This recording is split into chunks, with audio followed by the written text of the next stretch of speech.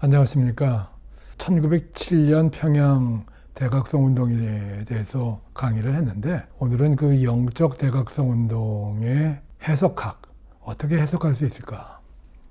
제한 선교사들 대부분은 한국과 한국인들이 큰 잠재력을 갖고 있다라고 그렇게 믿었습니다. 왜냐하면 한국 교인들하고 함께 생활을 하고 한국 사회와 늘 소통하면서 살다 보니까 그것을 확인했던 거죠. 그렇지만 이 사람들도 서구의 근대 문명관을 갖고 있었던, 그런 의식을 갖고 있었던 백인들이었습니다. 이 사람들은 근대 문명의 정도를 매출은 나누었는데, 자신들이 살았던 서구의 것이 가장 높은 문명이다, 그렇게 믿었고요. 그 다음은 반개화, 미개화, 그리고 야만으로 설정을 합니다. 이 사람들이 볼 때 한국은 반개화의 국가, 그러니까 반근대적 국가로 분류를 했는데, 그 이유는 한국인들이 우상숭배를 하고, 그리고 미신에 빠져 있는 백성들이 대부분이었고, 계율을 얻고, 노동하려고 하지 않았고, 또 부패의 문제가 심각하게 한국 사회에 만연했었기 때문입니다. 선교사들은 의료나 교육이 이 문제를 해결할 수 있을 것이라고 믿었습니다. 그런데 1907년이 끝나면서 이 한국의 교인들, 교회에 들어왔던 교인들의 태도가 일순간에 달라집니다.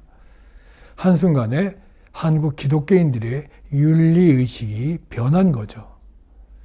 그것은 교육이나 의료 선교의 업적과 비교할 수 없을 만큼 강력했습니다.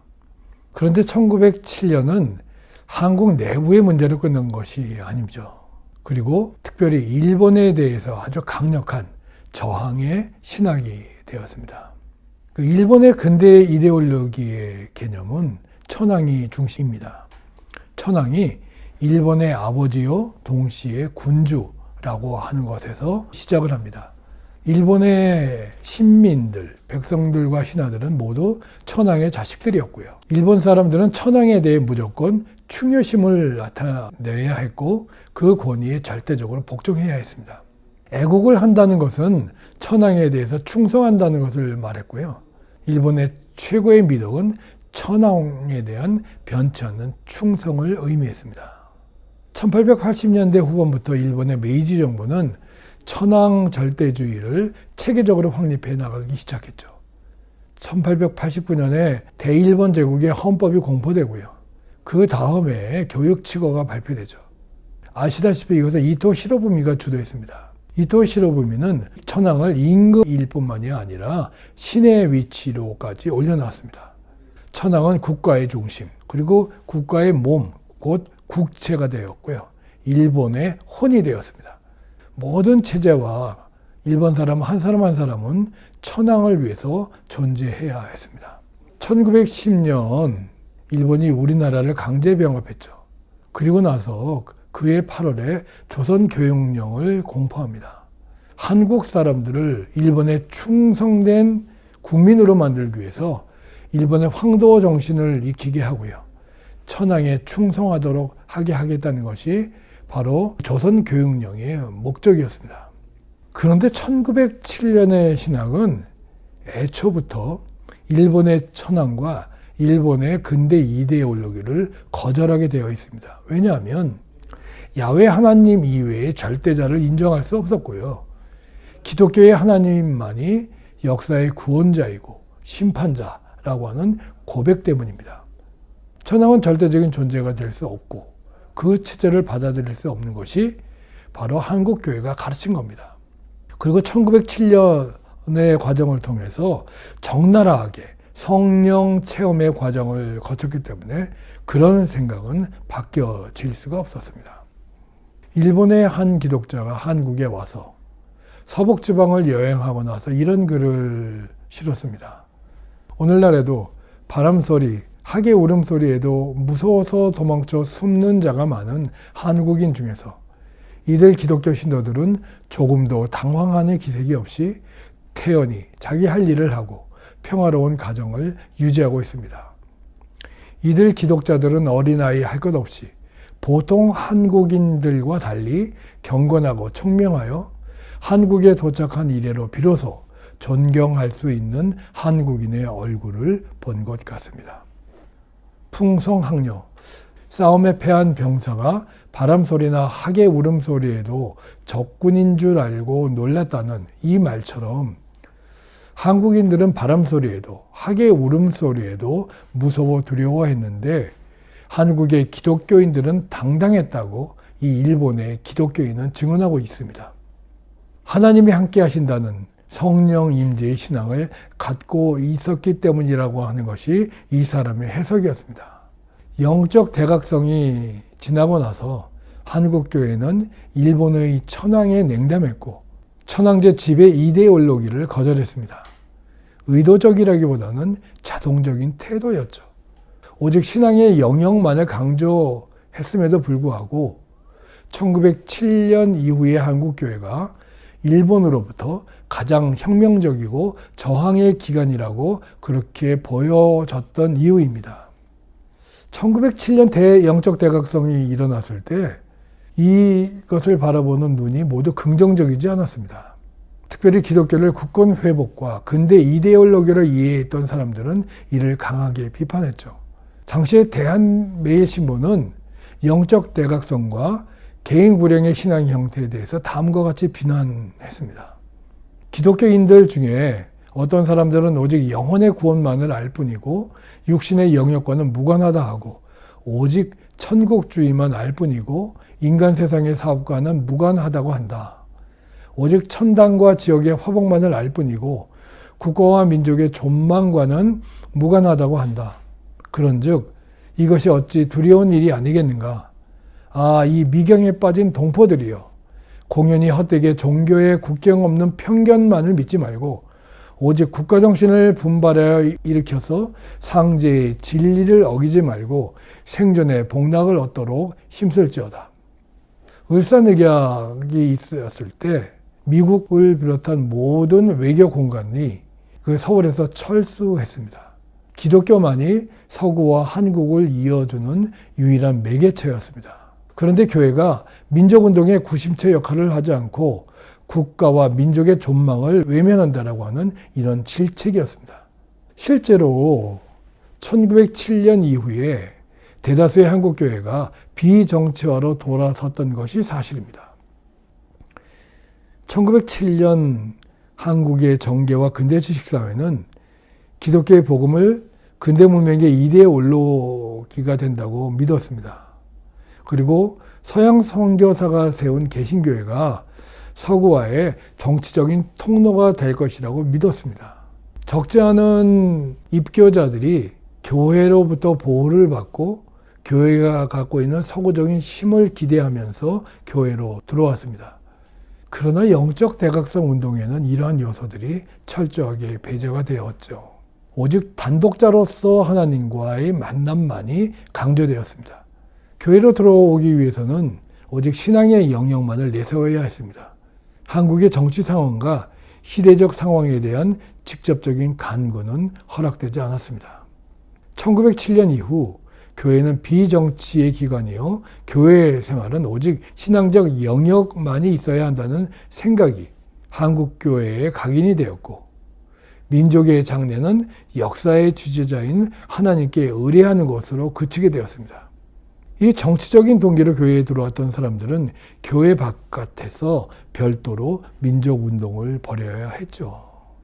그런데 1907년의 사건에는 거대한 역설이 있습니다. 비정치 기관을 선언했음에도 불구하고 한국교회는 일제로부터 가장 강력한 반일적이고 혁명적인 집단이라고 하는 의심을 받았습니다. 또한 역사는 한국교회가 복음을 개인 불행의 문제로 국한했다는 지적이 잘못되었다는 것을 확인해주고 있습니다. 1907년 그 영적 대각성 운동의 흐름이 이게 한국 사회를 뒤덮고 있었을 때, 또 수많은 군중들이 평양 시내 각 교회로 모여들고 있었을 때, 이토 시로부미는 그 이유를 알고 싶어서 미국 예일대학교의 교수인 렛이라고 하는 사람을 초청합니다. 그때 렛 교수는 평양 인구 3분의 1에 해당하는 다수의 신도를 갖고 있는 도시는 다른 곳에서 찾아볼 수 없고, 이 같은 추세대로라면 10년 내지 15년 만에 신도 수가 100만을 얻을 수 있을 것이다 라고 분석을 합니다. 1907년 영향 아래 있던 사람들은 성서의 말씀이 1.1획도 틀리지 않는다고 믿는 사람들입니다. 죽음의 자리에서도 부활을 꿈꾸는 사람들입니다. 10계명의 제1계명을 어기면서까지 일본 천황을 신으로 인정하는 사람들이 아닙니다. 겉으로는 일본의 정치에 순응하지만 속으로는 천황을 강하게 거부하는 사람들이죠. 영국 데일리 메일의 기자, 러일 전쟁 당시에 동군 기자로 알려져 있던 맥켄지라고 하는 사람이 일본이 이 문제에 대해서 얼마나 위험을 느꼈는지에 대해서 이렇게 피력하고 있습니다. 일본인들은 위험을 느끼게 되었다. 교회를 자기들의 통치 아래 두려고 무진 애를 써봤지만 소용이 없었다. 교회 관계 서적을 압수하거나 읽기를 금지하고 자기들 것으로 대치도 해보았다. 기독교인들의 지지를 얻는 데 실패하자 북한의 기독교 지도자들에 대해 광범위한 박해를 전개했다. 많은 사람들이 체포되어 고문을 당했고, 이들이 받은 혐의는 그 후 일본 법정에서 허위라는 판결을 받았다. 이 백오인 사건을 취재하면서 나왔던 글인데, 일본의 입장에서 보면 복음으로 의식화된 사람들이 두렵지 않을 수 없습니다. 직접적으로 정치적인 활동을 하지 않고 저항은 안 하더라도 일본 국채에 대한 강력한 저항자들이기 때문에 실제로 한국의 교인들은 태극기를 금한 이후에 매번 경축일이면 십자가 길을 교회 회당에 높이 매달고, 그리고 찬송가를 애국가로 대신해서 불렀거든요. 그러니 일본이 이것을 두려워하지 않을 수 없었고 긴장하지 않을 수 없었던 겁니다. 이렇게 일본은 한국교회의 급작스러운 부흥을 두려워했죠. 백만인 구령운동 때 한국교회가 십자가 군병들을 불렀는데 일본의 천황에 맞서는 100만 명의 군대로 해석하기도 했습니다. 언제든 한국교회는 일본의 반기를 들을 수 있는 잠재적인 혁명 세력으로 본 것이죠. 물론 일본의 강력한 바람대로 교회의 영역과 정치의 영역이 분리되었습니다. 그러나 교회 이름으로 일본과 싸우지는 않았지만 여전히 한국 기독교는 극일적이고 반일적으로 의식된 인물들을 길러냈습니다. 교회와 미션 스쿨이 연결되어 있었고요. YMCA와 또 한국교회가 밀접하게 연결되어 있었습니다. 또 선교사들이 갖고 있던 치의 복권적인 그 영향력을 교회가 갖고 있었기 때문에 교회가 정치에 관여하지 않는 한 일본도 함부로 기독교회의 내정에 간섭할 수 없었습니다. 만약에 비정치화된 교회의 정치적인 압박을 가하게 되면 선교사들이나 그들을 파송한 국가를 자극시킬 수 있었기 때문이죠. 이런 상황은 백오인 사건 때 여실히 입증이 됩니다. 1912년 12월 4일 미국 뉴욕의 월간지 아웃룩은 한국에서 일어났던 백오인 사건에 대해서 이렇게 보도하고 있습니다. 동양 각국에서 중대한 범죄 사건으로 인해 재판 처벌하는 일이 종종 생긴다. 일본 도쿄나 중국 베이징에서는 각기 자기 국민들을 감금하거나 징역에 처하기도 하고 혹 교형이나 참행에 처한다. 외국인들의 생명과 재산의 관계만 없으면 서양 각국들은 전혀 상관한 적이 없었다. 그렇지만 이번에 한국인 123명의 재판 사건으로 인해 동서양 각국이 이렇게 관심을 기울이는 것은 통상을 시작한 이후로 처음 있는 일이다. 이 백오인 사건 때 일본이 한국 사람들을 특별히 한국의 기독교인들을 가둔 것에 대해서 이렇게 문제를 제기한 거죠. 이 보도가 있은 후 곧 1912년 10월 11일 날 뉴욕의 알딘 클럽에서 미국의 남북장로교회와 남북감리교회 선교국 총무들, 미국의 성서공회와 YMCA 국제위원회 이사단, 전 국무장관 포스터, 전 뉴욕시장 로우, 전 허버드 대학 총장 엘리오트, 예일 대학교 총장 헤들리, 뉴욕의 아울룩 사장 아보트 등이 모였습니다. 이 사람들은 일본이 한국 교회를 핍박한다라고 보고 이것을 해결하기 위해서 모였는데요. 모두 미국의 정계, 교육계, 언론계, 법조계 등에서 상당한 영향력을 갖고 있었던 인물이었죠. 이 사람들이 14개에 걸친 권고문을 만장일치로 채택을 합니다. 그리고 일본 정부와 직접 교섭해서 이 문제에 대해서 강력하게 항의를 합니다. 미국 사회를 강하게 설득을 했고요. 그동안 관심이 없었던 한국 문제가 미국 교회를 통해서 미국 사회와 미국 정계의 이슈가 되었죠. 당시 이 문제를 옆에서 지켜보고 있었던 이승만은 이렇게 이야기를 합니다. 세계의 모든 교회가 말하기를 하나님이 한국 백성을 이스라엘 백성처럼 특별히 택해서 동양 처음으로 기독교 나라를 만들어서 아시아 주위에 기독교 문명을 발전시킬 사명을 맡기려고 한 것이라 한다. 그러므로 이때 한국 교회를 돕는 것이 장차 일본과 중국을 문명화시키는 기초가 된다고 하여 각 교회에서 발행하는 신문, 월보, 잡지에 한국 교회의 소식이 그칠 데가 없으며 교회 순례자들의 연설이나 보고에 한국 교회에 칭찬하지 않는 것이 드물 정도다.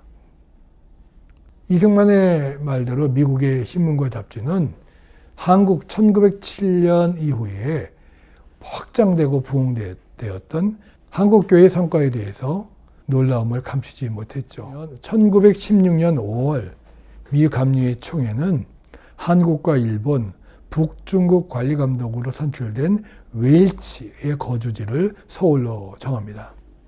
전임 감독이었던 해리스 감독은 일본에 거주를 시켰는데 그것과 다른 결정이었죠. 사실 미국 교회는 일본을 아시아 선교의 전초 기지로 여겼고 그런 이유로 막대한 선교 자금을 일본에 보냈습니다. 그런데 1907년 이후 이 한국에서의 선교적인 결실 때문에 미국 교회의 입장과 정책이 바뀌기 시작합니다. 한국을 아시아 선교의 중심지로 생각했던 것이죠. 1907년이 그 시작점이었습니다.